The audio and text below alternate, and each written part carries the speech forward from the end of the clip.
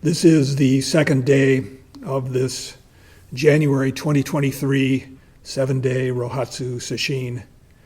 And I'm going to read again today from this book by Ajahn Chah entitled Everything Arises, Everything Falls Away.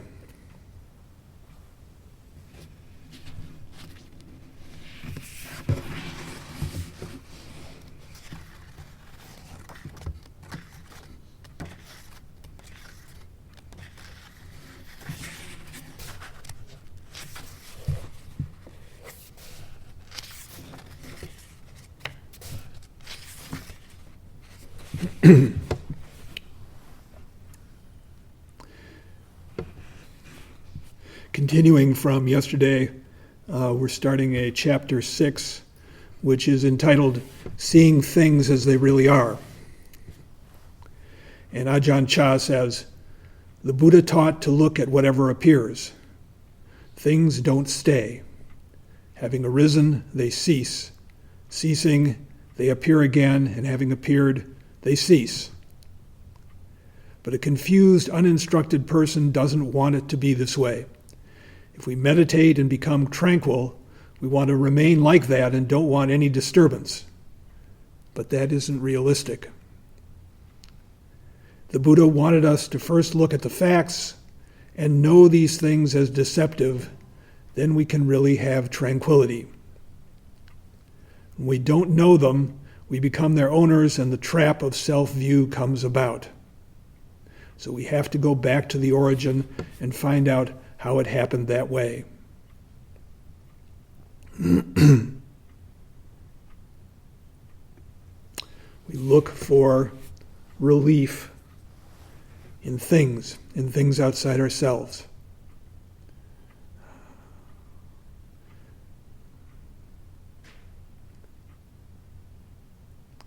We want everything that's unpleasant to stop. Want to get what we want. Nothing wrong with that, but we expect it.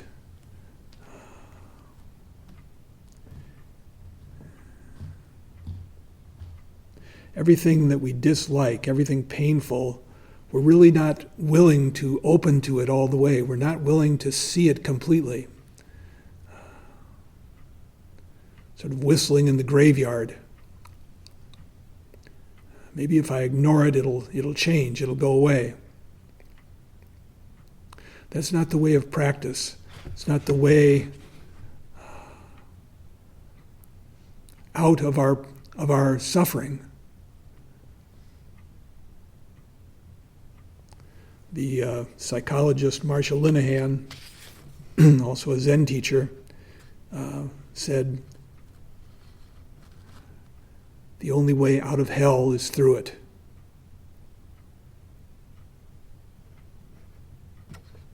We have to see it.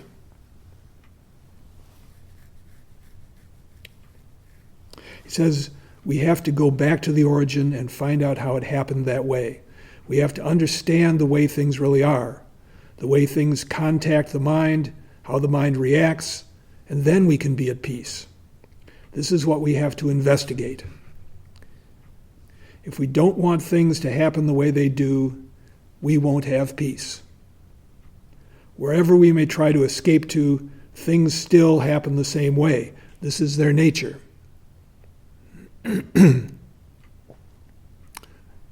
Like someone in a bowling alley.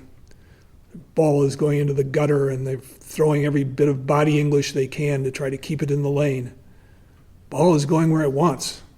It's already been released.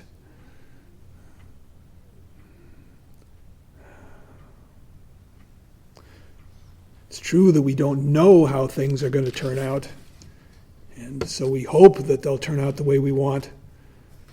But really, do we have the ability to control our environment in any meaningful way?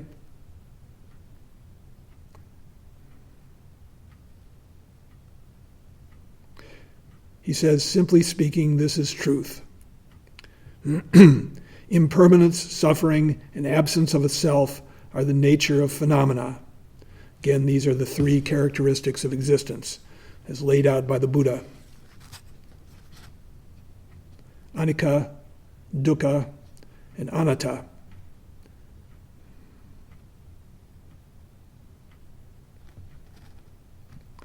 These are the nature of phenomena, of things, of processes. They are nothing else but this, but we give things more meaning than they really have. It's really not so difficult to make wisdom arise. It means looking for the causes and understanding the nature of things. When the mind is agitated, you should realize this is not certain, impermanent. When the mind is calm, don't start thinking, really peaceful, because that is also not certain. When someone asks, what kind of food do you like best? Don't get too serious about that. If you say you really like something, what's the big deal? Think about it. If you eat it every day, will you still like it so much? You'll probably get to the point where you say, oh man, not again.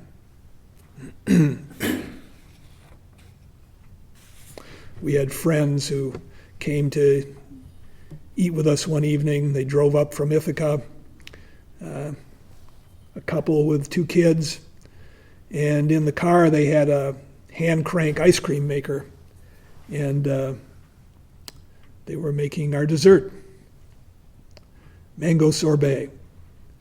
And when they announced that, the kids said, oh, not mango sorbet again.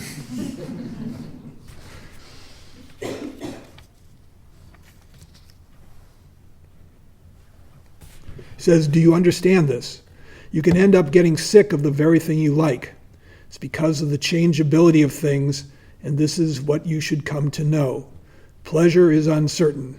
And remember, whenever he says uncertain, he's really saying impermanent. Because it's impermanent, it's uncertain. It's not fixed. It's not going to stay. Unhappiness is uncertain. Liking is uncertain. Tranquility is uncertain. Agitation is uncertain. Absolutely everything is uncertain. So whatever occurs, we understand this, and we won't be taken in by anything. All experiences, without exception, are uncertain, because impermanence is their nature.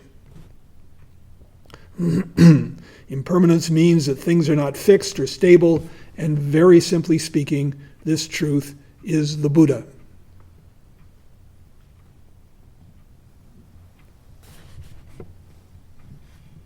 I read something once by a guy named Carlo Rovelli. I think it was a book about time, Italian writer, I believe.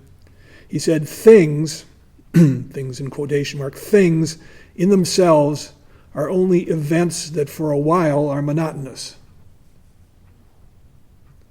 Everything, the most solid object, is alive.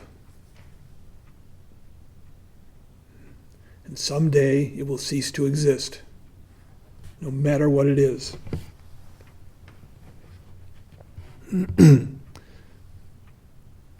Ajahn Chah goes on, anicca, uncertainty, is the truth.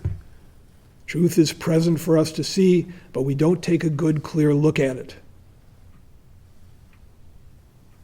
We don't take a good, clear look at it because we don't like it. And when it comes and when we're face to face with it, our first reaction is, how can I get out of this? How can I make things bend to my will?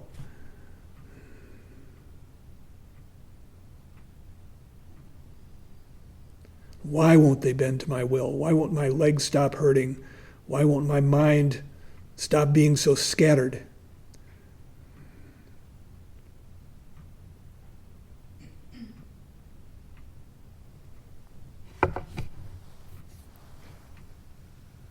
The Buddha said, those who see the Dharma see me.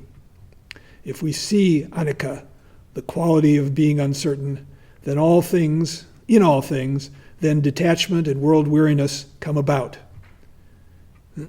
Oh, this is merely so much. Hey, that's merely so much. It's not actually anything so great, it's merely so much. The mind becomes firm in this. It is merely that much. Aha. After realizing this, we needn't do anything very difficult in our contemplation. Whenever we encounter The mind is saying it's merely that much. And it stops. That's the end of it. We will realize that all phenomena are only deceptions. Nothing is stable or permanent, but rather everything is ceaselessly changing and has the characteristics of impermanence, suffering, and not self. There's not so much drama.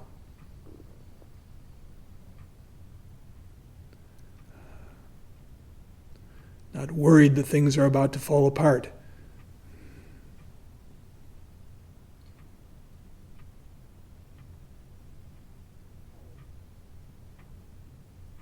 We have a little distance from the drama of our lives.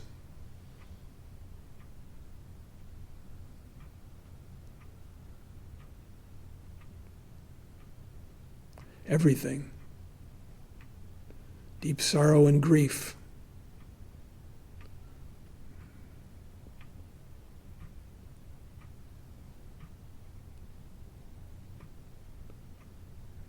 Joy, love.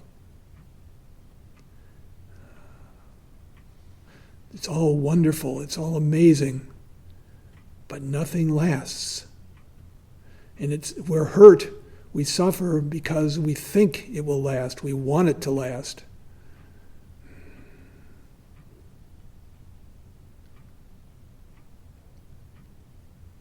Until we see clearly the nature of things, detachment is just an idea, it's just a word we hear. But when we do begin to see it, and we can see it to even a small degree, it makes a difference. I think I'm only qualified to talk about seeing it to a small degree. Things become lighter. Hills are not so steep. The task in front of us is not so daunting.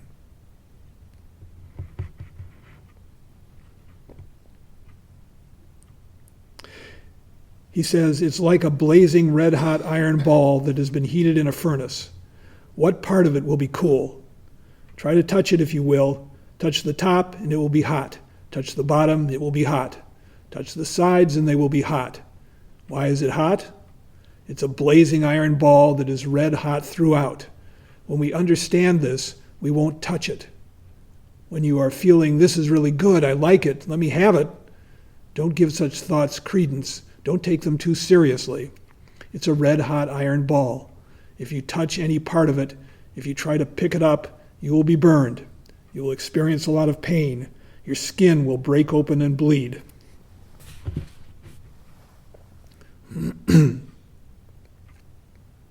We should be contemplating this at all times, walking, standing, sitting, lying down, even when we are in the toilet, when we are going somewhere, when we are eating, or after we have eaten, and we excrete the waste from our food. We should be seeing that all we experience is unstable and impermanent, and that it is also unsatisfactory and without self.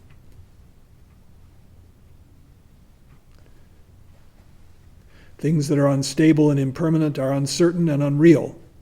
Without exception, they are all untrue. It's just like the red-hot iron ball. Where can we touch it that it won't be hot? Absolutely every part of it is hot, so we stop trying to touch it. We stop trying to freeze things the way we like them. Stop trying to get that good report card that's somehow going to make everything okay.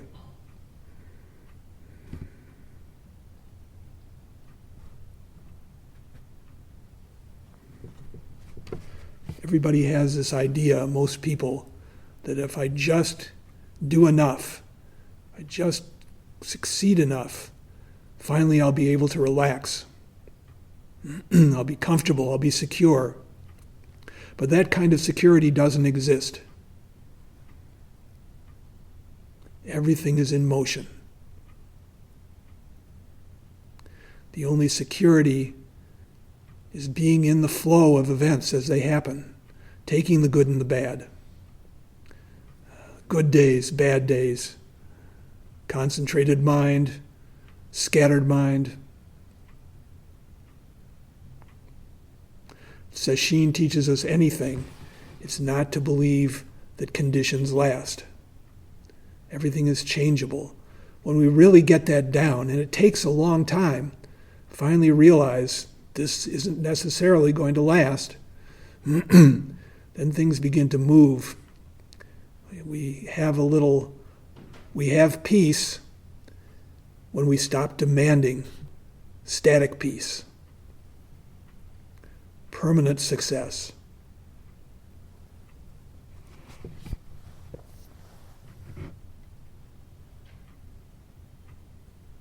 Chasing after praise is futile. My wife had a company, and one of the account executives that worked for it used to say, "One aw shit wipes out 100 attaboys." In the world of business, it's always, "What have you done for me lately?" Ajahn Chah says, "This is not something difficult to train in. For example, parents warn a child not to play with fire. Don't go near the fire. It's dangerous. You'll get burned. The child may not believe her parents or understand what they're talking about, but if she touches the fire just once and gets a burn, after that, the parents won't need to explain anything or try to control her.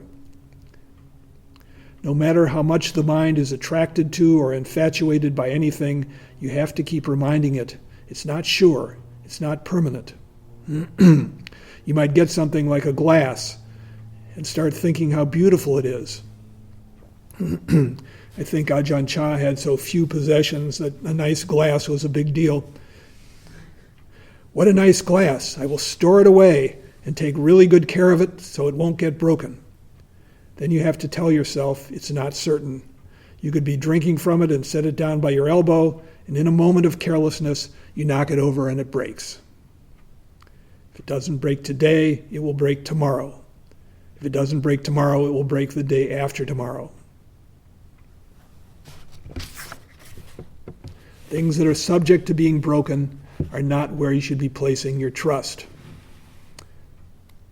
I remember in Afghanistan when the Taliban came to power, one of the many times they came to power, they destroyed this amazing, gigantic Buddha statue. It was built into the side of a cliff. I think they dynamited it. And I remember reading a reaction from someone in Southeast Asia, Theravadan Buddhist. His take was, it's the nature of things. Nothing is permanent. Nothing lasts forever. It'd be so easy to be outraged at the cruelty, the transgression.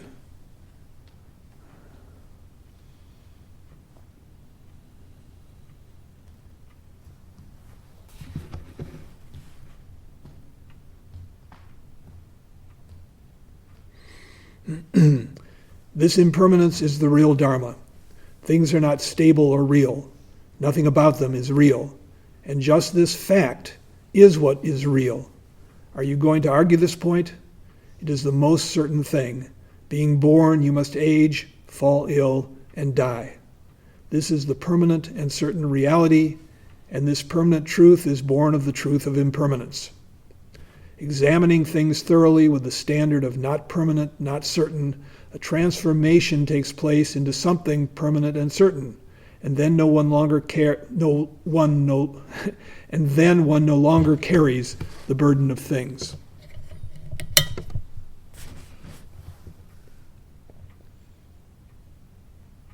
The disciples of the Buddha awakened to the truth of impermanence. From awakening to impermanence, they experienced detachment and weariness with things, or nibbida. This must be a Pali term. This weariness is not aversion. If there is aversion, that is not really weariness, and it does not become a path. Nibbida is not what we think of as world weariness in the ordinary way. For example, living with our families when we are not getting along well, we might start thinking that we're really becoming disenchanted in the way the teachings mention. That's not it. It's merely our defilements increasing and oppressing our hearts. I'm really fed up. I'm going to leave it all behind. This is weariness because of defilement. And what really happens is that your defilements become greater than before you gave yourself this idea of weariness over things that disagree with you.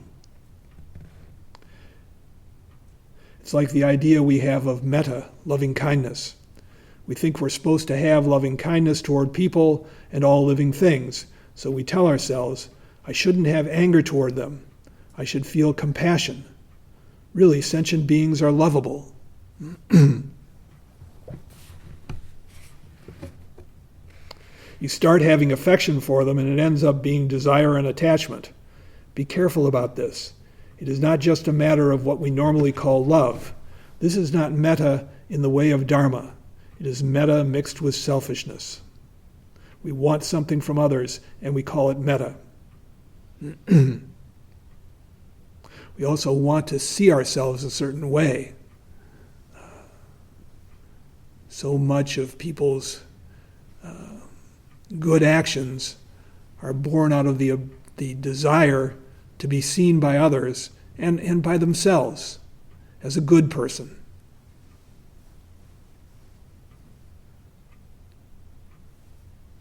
It's different when you care more about others than you do about yourself. That's a pretty high bar. You have the phenomenon of people who live a life of virtue being irritable. Why? Something about thinking that you've got it right that makes one intolerant. The more virtuous you think you are, the less flexible and open you become. Really, the ideal is the right hand not knowing what the left hand is doing. Or maybe it's the other way around. Maybe it's the left hand that doesn't know what the right hand is doing. I didn't get a lot of Christian training, so I'm not sure.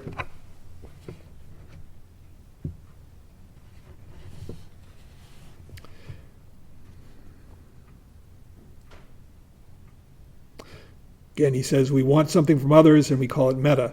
This is similar to our ordinary world weariness. Oh yeah, I'm tired of it all, I'm getting out. That's just big defilement. It's not world weariness or dispassion. It's only giving the same name to it. That's not the way of the Buddha. If it is correct, there is giving up without aversion or aggression, without any harmfulness toward anyone. One is not complaining or finding fault. One just sees everything as empty. It means coming to the point where the mind is empty. It is empty of grasping attachment to things. That doesn't mean that there is nothing, no people or objects in the world. There is empty mind, there is people, there are things. But in the mind, there is the perception of it all as truth, as something uncertain. Things are seen as being the way they are, following their natural course as elemental nature arising and passing away. For example, you might have a vase. You feel that it's something nice, but from its own side, it exists indifferently. It doesn't have anything to say. It's only you who have the feelings about it, you who live and die over it. If you dislike or hate it, it won't be affected. That's your affair. It is indifferent, but you have these feelings of like or dislike, and then get attached to them. We judge different things as being good or bad. This good troubles our hearts. Bad troubles our hearts. Both are defilements. This good and bad is the disease of the mind.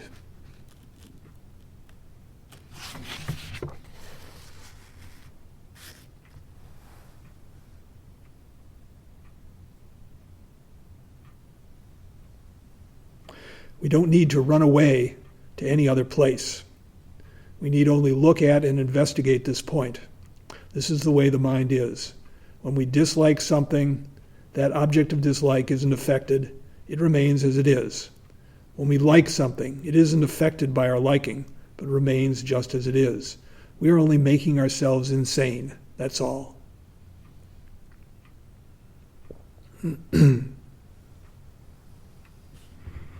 Of course, this doesn't even get into the projections we put on people and animals.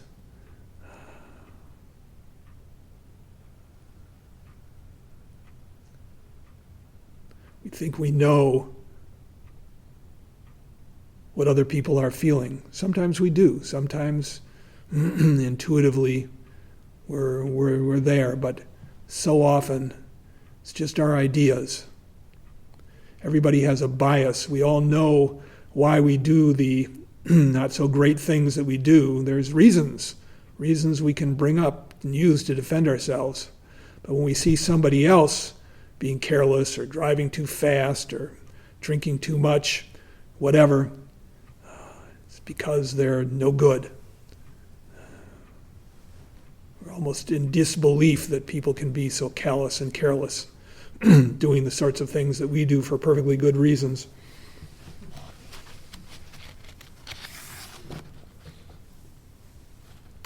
He says, you think some things are good, you see other things as great, but you are projecting these ideas from yourself.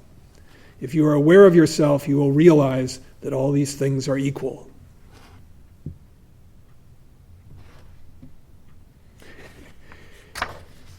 An easy illustration is food. He's going to get a little earthy here. We feel this or that kind of food is nice. When we see the dishes on the table, they're attractive. Once everything is put together in the stomach, it's another story. But we look at the different dishes and say, this one's for me, that one's yours, that one is hers. When we've eaten, and then it comes out the other end, probably no one is going to contend over it and say, this is mine, that's yours. Or is that not so? Will you still be possessive and greedy over it? This is putting it briefly and simply. If you see clearly and make up your mind, everything will be of equal value to you. When we have desires and think in terms of mine and yours, then we end up in conflict. When we see things as being equal, then we don't see them as belonging to anyone. They're just conditions, existing as they are. No matter how fine the food is that we eat, once it is excreted, no one wants to pick it up and make a big deal out of it. No one will fight over it. When we realize things as this one Dharma, this one truth, all being of the same nature, we relax our grip, we put things down. We see they are empty, and we don't have love and hate for them. We have peace. It is said, nirvana is the supreme happiness. Nirvana is the supreme emptiness. Please listen to this carefully. Happiness in the world is not supreme ultimate happiness. What we conceive of as emptiness is not supreme emptiness. If it is supreme emptiness, there is an end of grasping and attachment. If there is supreme happiness, there is peace. But the peace we know is still not supreme. The happiness we know is not supreme. If we reach nirvana, then emptiness is supreme and happiness is supreme. There is transformation. The character of happiness is transformed into peace. There is happiness, but we don't give it any special meaning. There's suffering also. Even in nirvana, there is suffering. There is suffering also. When these occur, we see them as equal. Their value is the same.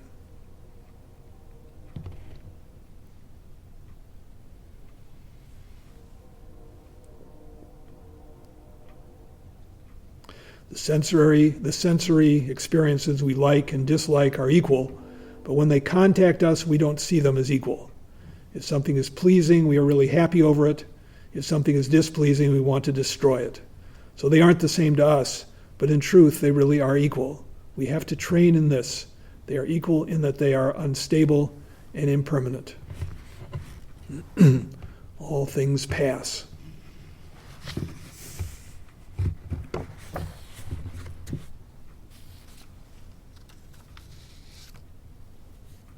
I'm going to skip ahead here. go to another chapter. This is chapter 13, entitled, "It's Not Permanent, It's Not Sure." He says, we focus on the here and now Dharma. This is where we can let go of things and resolve our difficulties. Right now, in the present, because the present moment contains both cause and result. The present is the fruit of the past. It is also the cause of the future. That we are sitting here right now is the result of what we have done in the past, and what we will do, and what we do now will become the cause for what we experience in the future. So the Buddha taught to discard the past and discard the future.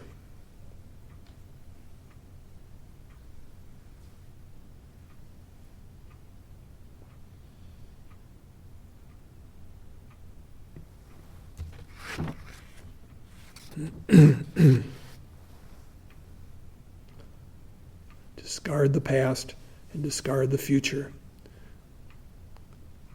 All we ever have is now. In some unofficial gospel, Jesus said, "Recognize what is in your sight, and that which is hidden from you will become plain." The truth we're looking for is right here.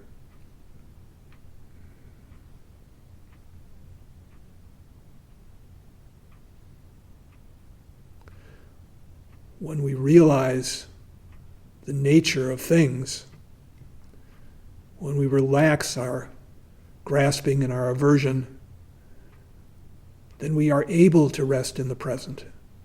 We're able to settle in.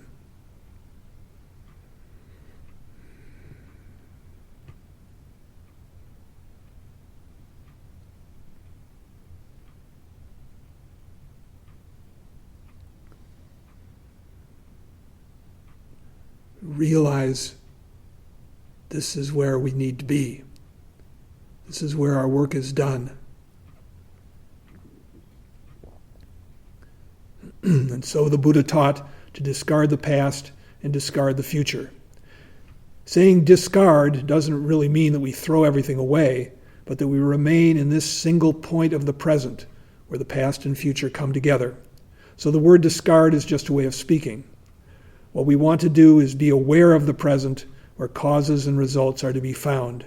We look at the present and see continuous arising and ceasing, arising and ceasing.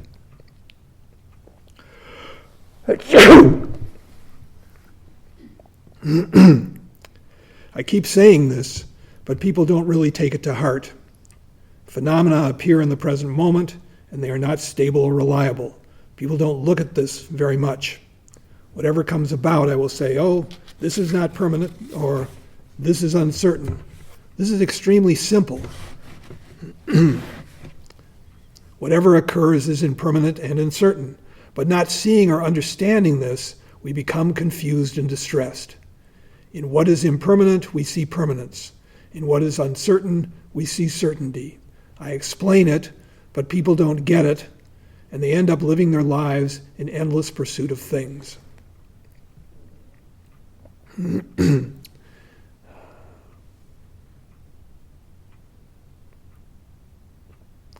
We ordinary people need to have our noses rubbed into it before it sinks in. Remember hearing that a lot in AA. People recognizing that without a lot of pain, they didn't learn. For doing whatever unhelpful, unwholesome things we're doing and everything is going along okay, it's hard for us to change. Unlikely that people will change. But once it begins to bite, then we notice, or we have a chance to notice.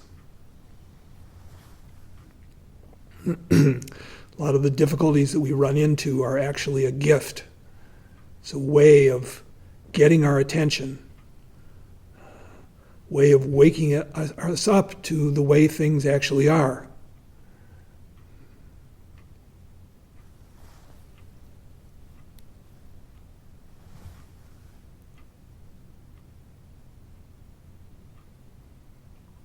Well, whatever we're doing is a disaster, then we're ready to change.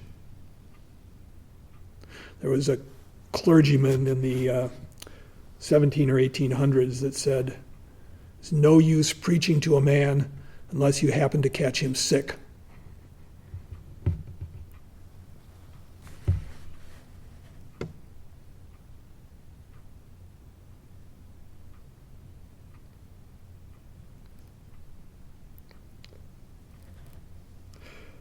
He says, really, if you reach the point of peace, you will be here at this place I'm talking about, this point in the present. Whatever appears, any form of happiness or suffering, you will see that it is uncertain. This very uncertainty is itself the Buddha, because uncertainty is the Dharma, and the Dharma is the Buddha. The Dharma, the law, the truth. But most people believe the Buddha and the Dharma to be something external to themselves. When the mind starts to realize that all things, without exception, are by their very nature uncertain, the problems of grasping and attachment start to decrease and wither away. If we understand this, the mind starts to let go and put things down, not grasping onto things, and attachment can come to an end. When it comes to an end, one must reach the Dharma. There is nothing beyond this. The Taoist sage Chuang Tzu said, "To the mind that is still, the universe surrenders."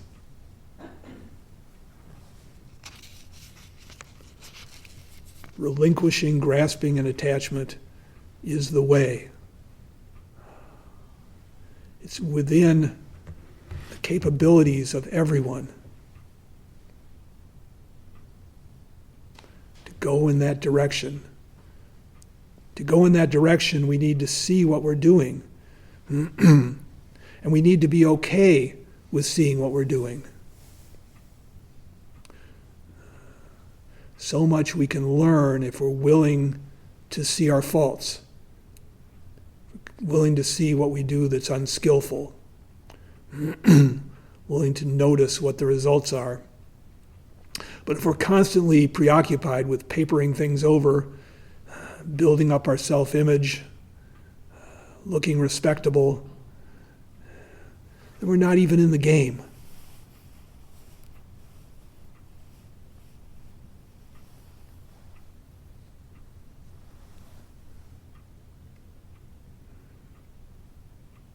Really, if we look, if we see, and of course Sesshin puts it right in our face, humility rises up naturally.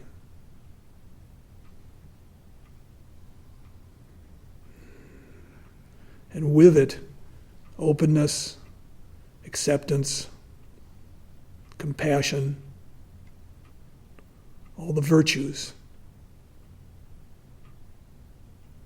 And then we have a path, and determination, energy can arise.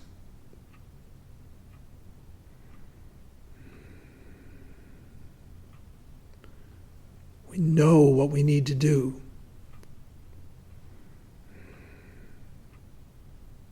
We're not looking for a short solution, for temporary relief. We're not trying to manipulate things.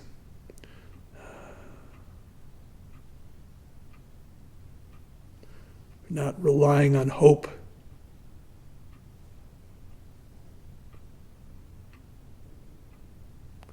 Doing the work with faith.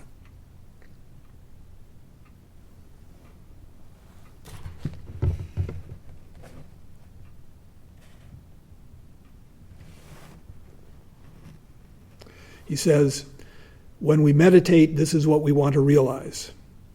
We want to see impermanence, unsatisfactoriness, and not self, and this begins with seeing uncertainty.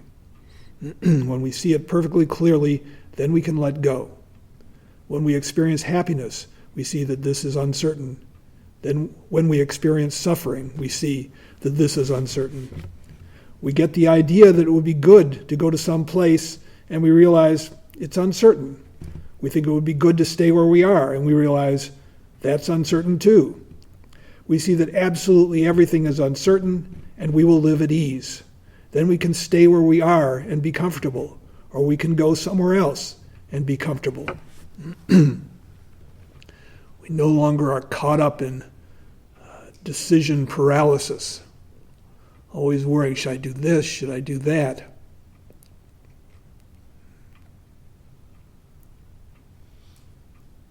Do one or the other. Do something. Or do nothing.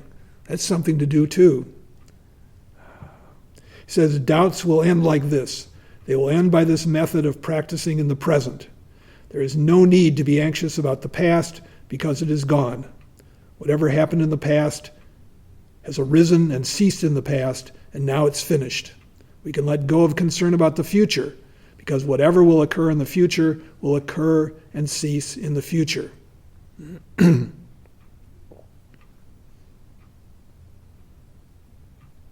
When the lay supporters come to make offerings here, they recite, "In the end, may we finally reach nirvana in a future time." When or where that is, they don't really know. It's so very far away. They don't say here and now, they say sometime in the future. It's always somewhere, sometime there, not here, only there. In the next life, it will also be there, and in future lives it will be there. So they never arrive because it's always there.